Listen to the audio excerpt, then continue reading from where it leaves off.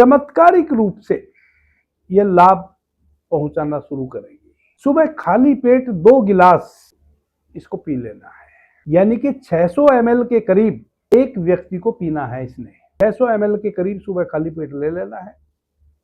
आधे घंटे बाद ही फिर कुछ भी खाना पीना है। चाय इत्यादि कुछ नहीं पीना है। सबसे पहले उठते ही आपने कांजी ही पीना है।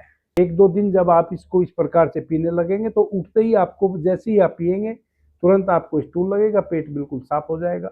1 सप्ताह में ही आपके शरीर की चर्बी घटनी शुरू हो जाएगी। जितना आपने अपने शरीर की चर्बी घटानी है उतने ही दिनों तक आप इसका यूज करते चले जाएं। किसी भी प्रकार का कोई साइड इफेक्ट नहीं है, नुकसान नहीं है इसका।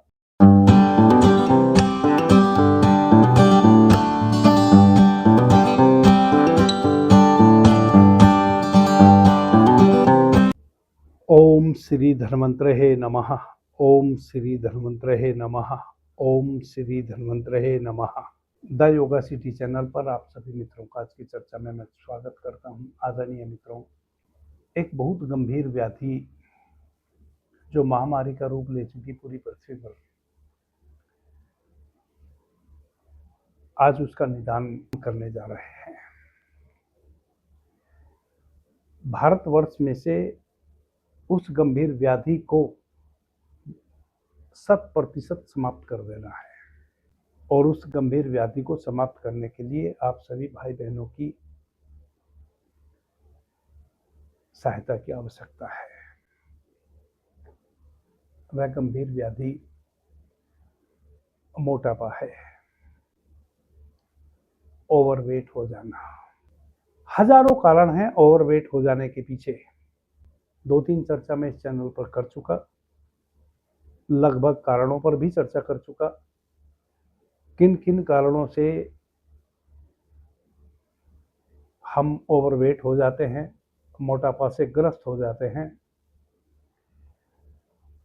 कारणों पर तो चर्चा आज हम नहीं करेंगे। सीधा सीधा आज तो औषधि पर चर्चा करेंगे। मुझे अपने भारतवर्ष में से मोटापे को, डायबिटीज को, हृदय रोग को विदा करना है। निरंतर मैं चिंतित रहता हूं इन तीनों व्याधियों के लिए। यह महामारी बन चुकी है। बाकी पूरी दुनिया में महामारी का रूप यह तीनों व्याधियां ले लें, उतनी चिंता की बात नहीं है और आश्चर्य की बात भी नहीं है, क्योंकि लगभग भारतवर्ष को छोड़ के सभी बाकी दुनिया के हिस्से मांसाहार पर निर्भर है। 75% भारतवर्ष में भी मांसाहार का भक्षण किया जाता है, परंतु 1% भी वैसे लोग नहीं हैं भारत में जो केवल मांसाहार पर निर्भर हों। 1% भी नहीं। 75% लोग करते हैं मांसाहार को, परंतु 1% भी वैसे लोग नहीं हैं जो केवल मांसाहार पर निर्भर हों। शाकाहार हमारे यहाँ अनिवार्य रूप से ग्रहण करते हैं सभी, जो मांसाहारी लोग हैं वह भी। इसके उलट बाकी दुनिया में मुश्किल है शाकाहार को अपनाना।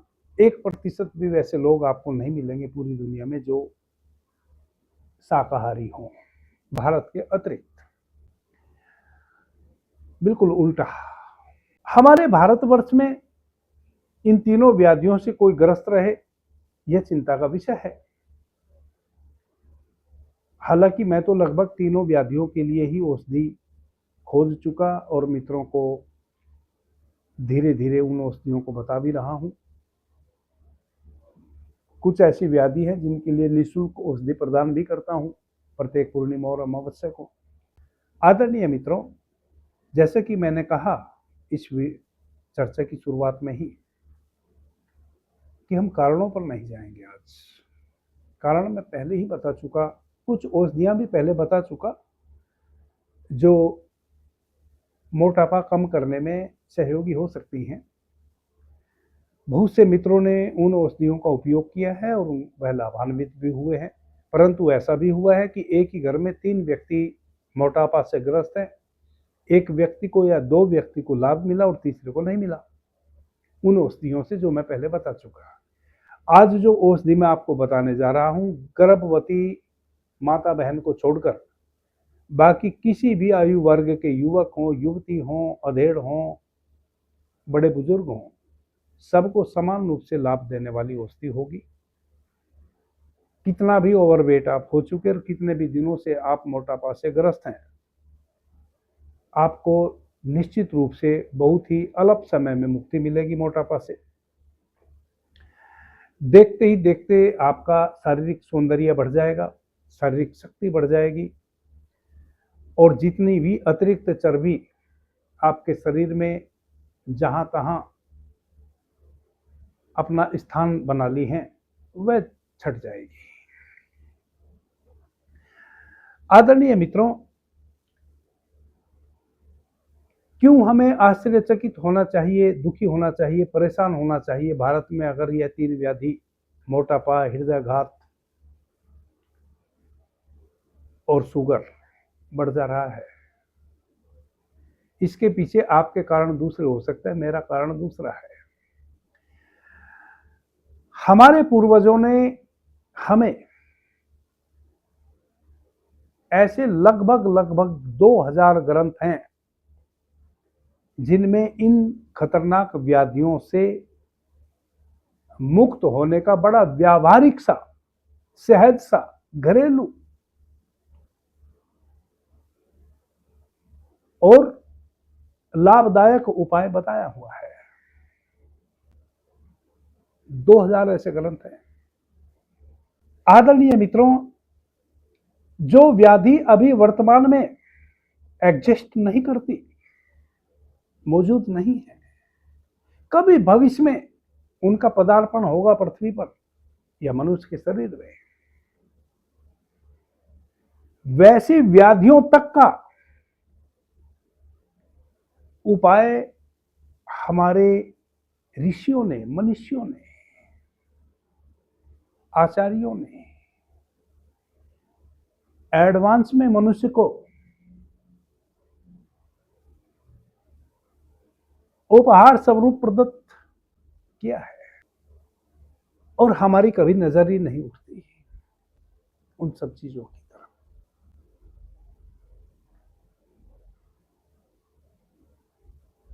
बहुत से वैसे ग्रंथ हैं जिसमें आपको किसी वैद्य, किसी हकीम, किसी डॉक्टर की आवश्यकता ही नहीं है। आप स्वयं अध्ययन करेंगे, स्वयं उनका 100% लाभ ले लेंगे। बहुत से ऐसे ग्रंथ हैं। मैं एक चर्चा करूंगा आने वाले समय में जिसमें बहुत से ग्रंथों को मैं आपको बताऊंगा एक चर्चा में। किस समस्या हेतु आपने कौन सा ग्रंथ पढ़ लेना चाहिए, यदि घर में कलह है, कलेश है, तो आपको कौन सा ग्रंथ पढ़ना चाहिए। लगातार घर में परिवार के लोग किसी न किसी व्याधि से ग्रस्त रहते हैं तो आपको कौन सा ग्रंथ पढ़ लेना चाहिए। ध्यान, समाधि इत्यादि में आपकी रुचि है तो कौन सा ग्रंथ पढ़ लेना चाहिए। टोने टोटके इत्यादि में आपकी रुचि है तो कौन सा ग्रंथ पढ़ लेना चाहिए। यह एक वीडियो ही मुझे बना के आपको देना पड़ेगा ताकि आप अपनी इच्छा अनुसार उन ग्रंथों को खरीद के ले आएं और उनका अध्ययन कर लें और उनसे लाभ कमा लें। आदरणीय मित्रों, सबसे पहले तो हमें हमारे जितने भी सदग्रंथ हैं, जितनी भी संहिताएं हैं, आयुर्वेद के जितने भी ग्रंथ हैं, बाकी हजारों वर्षों से लेके अब तक ऋषियों के, मनुष्यों के जो अपने अनुभव हैं, उन्होंने फिर अपने अनुभव पुस्तिका के रूप में बांटे हैं। वह बड़े अद्भुत हैं और उन सब अनुभवों में एक बात तो सभी के द्वारा बहुतायत से कही गई है, बड़ा जोर दे के, वह है सुबह जगने से लेकर रात्रि सोने तक की आपकी दिनचर्या कैसी हो, कौन सी ऋतु में आप कौन सा भोजन ग्रहण करें, कब आपने पानी पीना है, कब आपने सोना चाहिए, कब जगना चाहिए, क्या दिन भर जो आपके क्रियाकलाप हैं उनको आप कैसे संरक्षित करें। आज का समय हमारा आधुनिक जगत में जो अभी हम जी रहे हैं, उन आधुनिक जगत की जो अभी व्यवस्थाएं हैं उसमें भी अधिक से अधिक हम लाभान्वित हों, उसके लिए भी हमारी प्राचीन जो दैनिकचर्या का नियम हमारे ऋषियों के द्वारा बताया गया हुआ है, उसको यदि हम अपने ऊपर स्थापित कर लेते हैं तो आज के इस भौतिक युग में भी अधिक से अधिक हम भौतिक लाभ कमा पा सकते हैं। इसलिए कहता हूं कि हमारे भारत में इन व्याधियों का होना चिंता का कारण है, और उसकी चिंता एकमात्र यही है, मेरी चिंता है, आपकी हो कि ना हो। मैं पूरे भारत का भ्रमण किया हूं, बहुत से लोगों के यहां रुका हूं रात्रि में।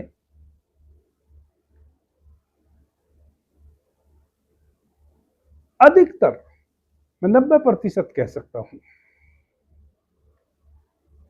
रामायण है तो गीता नहीं, गीता है तो रामायण नहीं, या यह दोनों ही नहीं। कोई सदग्रंथ घर में मिलना मुश्किल है। जब माता पिता दादा दादी ही कोई ग्रंथ खरीद के घर में ना रखे हैं, उनका अध्ययन ना किए हैं,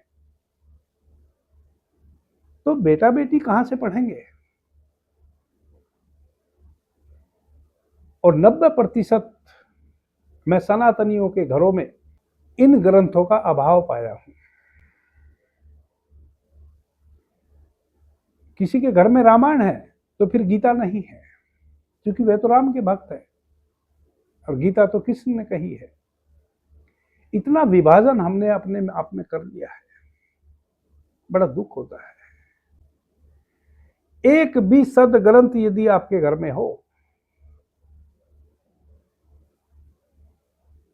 तो आपकी जीवन शैली में आमूल चूल परिवर्तन आ सकता है। रामायण पढ़ ले तो भी, गीता पढ़ ले तो भी। भगवान श्री कृष्ण ने गीता में सभी विषयों पर चर्चा कर दी। भगवान वाल्मीकि ने रामायण में विस्तार से सभी विषयों पर चर्चा कर दी। कुछ छोटी छोटी चीजें वैसी हैं जो हमारे जीवन में हमें स्वास्थ्य प्रदान भी करती हैं,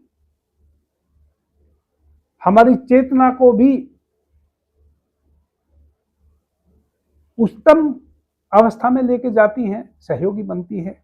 हमारी चेतना का विकास हो, बुद्धि का विकास हो, सामाजिक दृष्टि से हम विकासशील हो, आर्थिक दृष्टि से विकासशील हो। भरत भगवान श्री राम के पास जाता है, अंत में भगवान श्री राम उसको अपनी शरण खड़ाऊ दे देते हैं और एक बात कहते हैं कि भरत, मन वचन और कर्म से प्रजा की रक्षा करना। आदरणीय मित्रों, मन से, वचन से, कर्म से यदि हम एक हों, किसी व्याधि की मजाल है कि वह हमारे शरीर में प्रवेश कर जाए, खास करके मोटापा, हृदय रोग और शुगर। ये तीनों व्याधियां जकड़ती ही हमें तब है जब हम मन, वचन और कर्म इन तीनों में एक रूप ना होकर विभाजित है। मन में कुछ चल रहा है, वचन में कुछ बोल रहे हैं और कर कुछ और ही रहे हैं। जो हमें करना है वह हमारी वाणी में नहीं है, और जो वाणी में है वह हमारे विचार में नहीं है। और यह जो त्रिशंकु अवस्था है, मन में कुछ चल रहा है, बोल कुछ रहे हैं, करना कुछ और ही चाहते हैं, करेंगे कुछ और ही, यह इन खतरनाक व्याधियों को जन्म देती है हमारे भीतर। एक छोटा सा सूत्र है, भगवान श्री राम ने भरत को कहा कि मन से, वचन से, कर्म से प्रजा की रक्षा करना। यानी कि जो तेरे भीतर मन में विचार चल रहा है उसी को तू किसी को बोलना, अन्यत्र कुछ मत बोलना, लुभावनी बात मत बोलना, किसी का हृदय रखने के लिए कोई बात मत बोलना, किसी को आपकी बात अच्छी जचे, किसी को आपकी बात अच्छी जचे, केवल उसको अच्छी जचे इसलिए मत बोलना। यह सब राजनीति है। वही बोलना जो मन में विचार चल रहा है, और वही फिर करना जो बोला गया है। आज के मनुष्य में इन तीनों चीजों का अभाव कूट कूट कर भरा है। मुस्कुराता है तो झूठा, रोता है तो झूठा, हंसता है तो झूठा, किसी भी आश्वासन का कोई मूल्य नहीं, क्या करेगा कुछ पता नहीं। सभी भाई बहनों से मेरा निवेदन है, एक बार रामायण का अध्ययन जरूर करें, भगवत गीता का अध्ययन जरूर करें।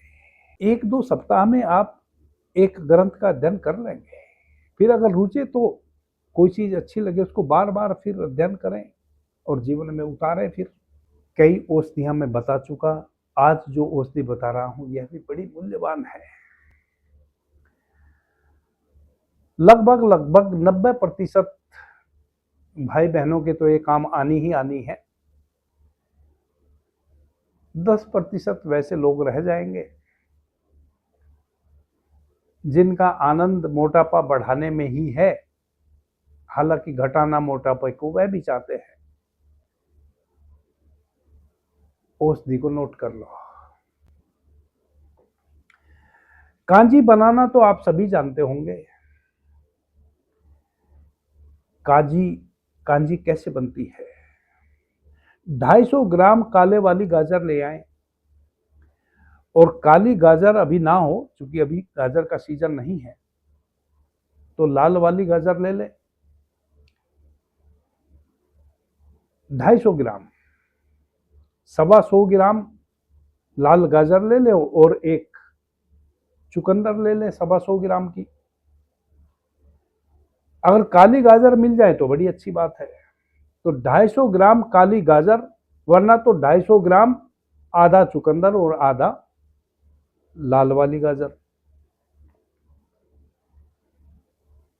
कोई एक ले ले। काली गाजर ले ले, काली गाजर ना मिले तो 125 ग्राम लाल गाजर और 125 ग्राम चुकंदर, 250 ग्राम हो गई।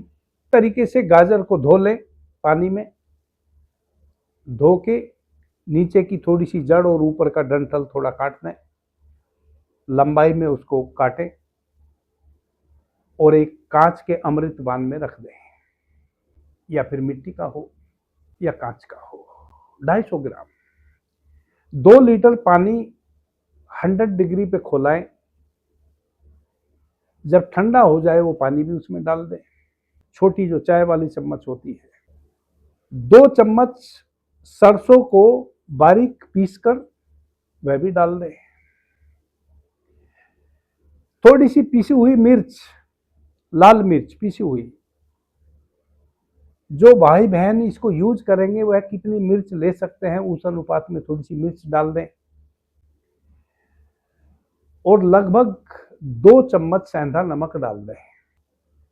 बेर की झाड़ी आपको कहीं ना कहीं आपके गांव में, कस्बे में, यदि आप मेट्रो सिटी में रहते हैं तो किसी पार्क में या किसी बंजर भूमि में या किसी के प्लॉट में जरूर उगा हुआ बेर का पेड़ मिल जाता है।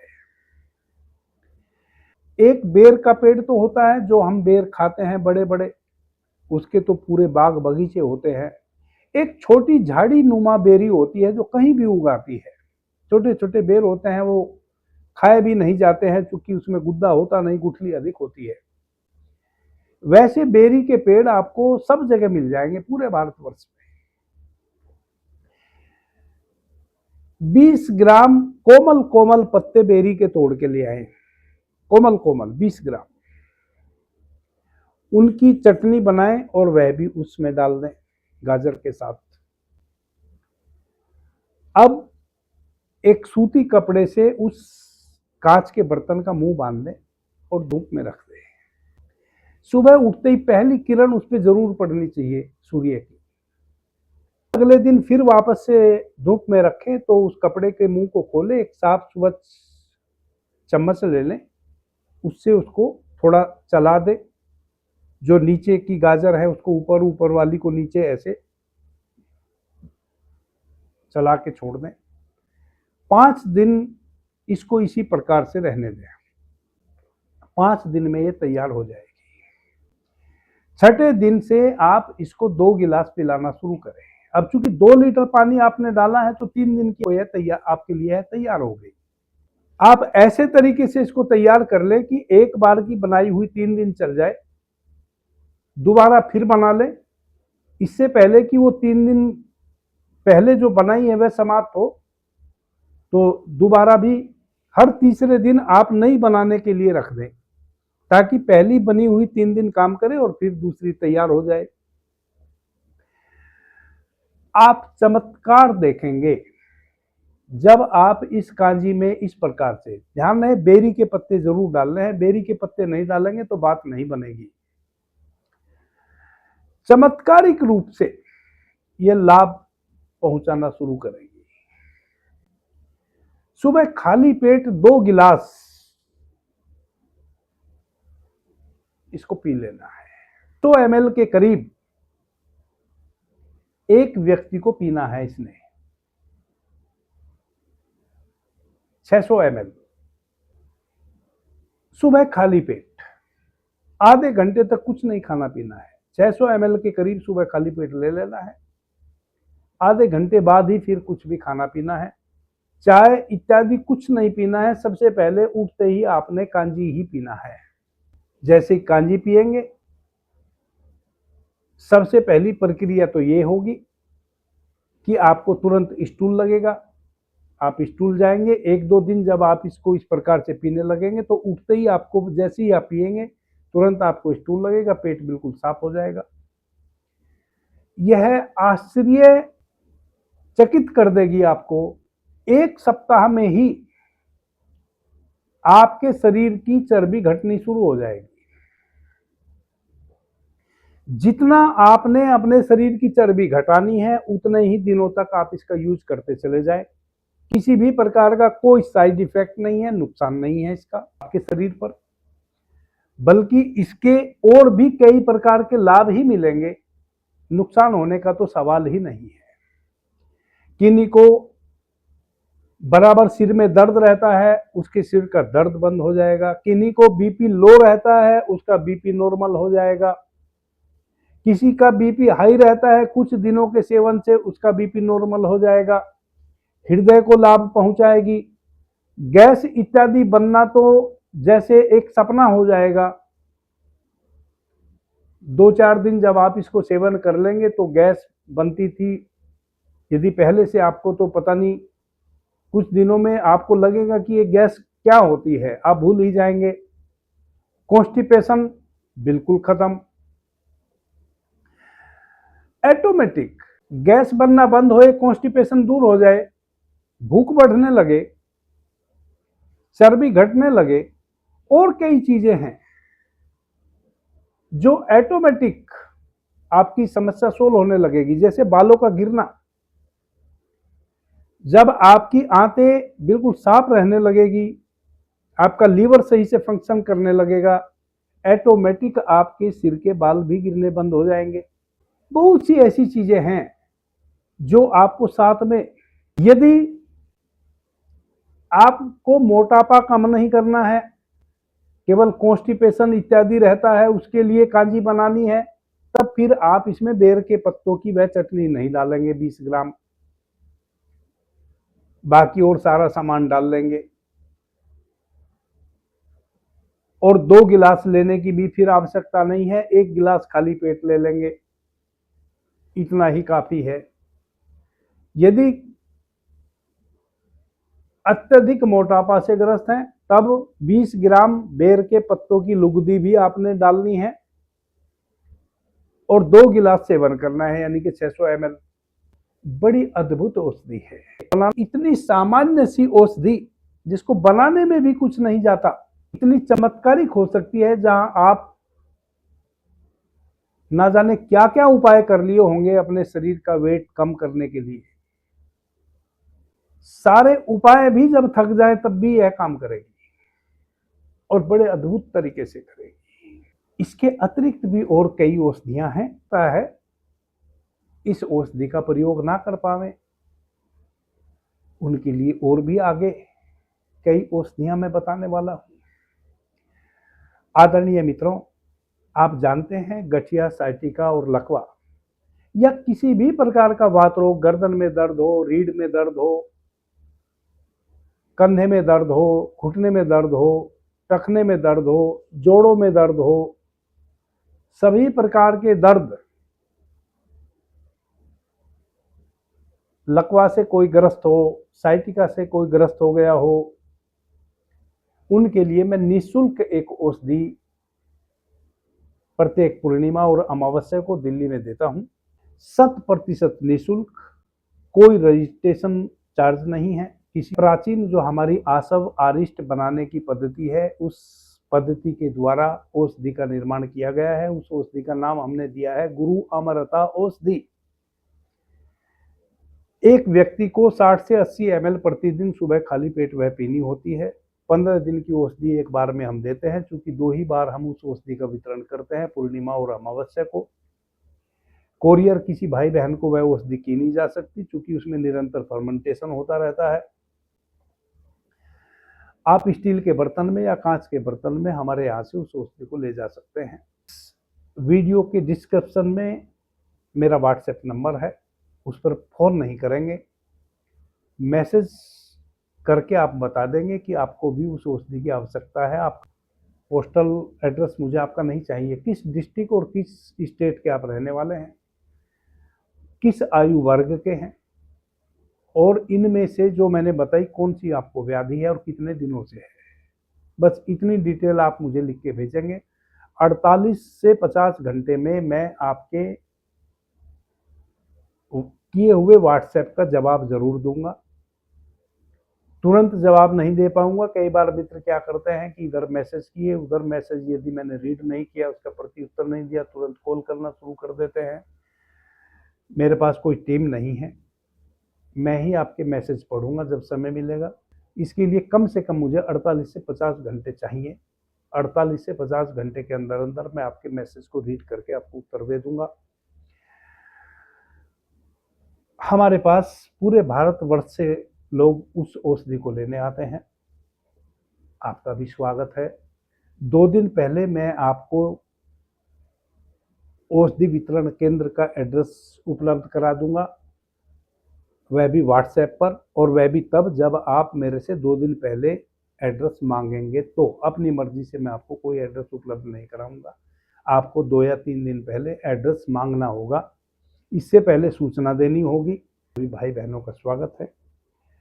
हम यह भी प्रार्थना करते हैं कि हमारे यहाँ कोई भी उपहार किसी भी रूप में आपको लाने की आवश्यकता नहीं है। आप यदि उपरोक्त व्याधियों से ग्रस्त हैं, आपका आना ही मेरे लिए महत्वपूर्ण है।